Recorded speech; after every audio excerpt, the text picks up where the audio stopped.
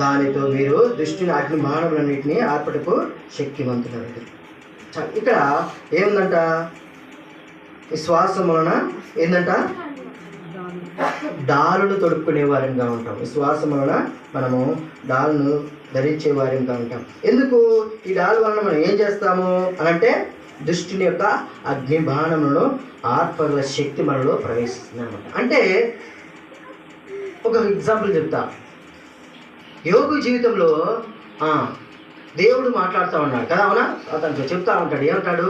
నా భక్తుడు పూసి దేశం ముందు నా భక్తుడు యోగు అని ఒక వ్యక్తున్నాడు, అతను ఎంత యథార్థవంతుడు చూడు, ఇంత న్యాయవంతుడు చూడు అని సాక్ష్యం ఇస్తూ ఉంటే అప్పుడు అంటాడు సాతాను, నీవు అతని చుట్టూ ఏం వేసినావు?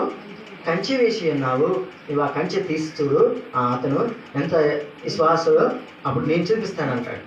అంటే ఆయన అంతవరకు విశ్వాసం చేత నింపబడి ఉండటం వలన దుష్టుడు యోగుని ముట్టలేనంత కంచె వేయబడుతూ వచ్చింది.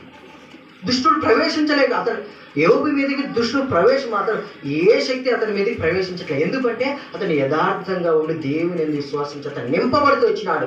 విశ్వాస జీవితంలో మనం కూడా దేవుని విశ్వాసం చేత నింపబడి వస్తే దుష్టుడు వేసే బాణాలు మనకి తెలుసు. వాడికి ఏ బాణం వేస్తే నువ్వు ఏం పడిపోతావు కదా. ఒక్కొక్కరు ఒక్కొక్క బాణానికి పడిపోతారు. ఒకరికి ధనం కావచ్చు, ఒకరికి కదా. ఇట్లా ఎవరికి ఏ బాణం వేస్తే పడిపోతారో మనకు తెలుసు కాబట్టి ఆ బాణాలు సంధిస్తూ ఉంటాడు. అయితే విశ్వాసం చేత మనం నింపబడి ఉంటే ఆ బాణాలు మన ఇద్దరికి రాలేవు. దేవుడు అనుమతించి యోగు చుట్టూ ఉన్న కంచె తీసేంత వరకు సాతానుడు ఏమి చేయలేకపోతూ వచ్చినాడు.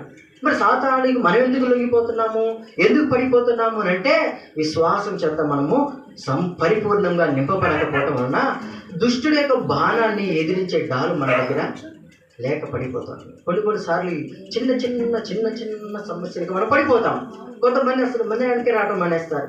చిన్న సమస్య అయితే సార్, అయ్యో నేను అప్పటి నుంచి వస్తున్నా, ఏమిటికి లేదు, నా ఎప్పుడు ఉన్నట్టే ఉన్నా, ఇంకా ఇలాగే అయిపోతున్నాయి అనేసి వెనక్కి వెళ్ళిపోయేవారిగా ఉంటారు. ఎందుకంటే విశ్వాసం చేత నింపబడలే. విశ్వాసం చేత నింపబడలే. అందుకే దేవుని వాక్యంలో రాయబడుతూ వచ్చింది, విత్తనాలు విత్తేవాడు కొన్ని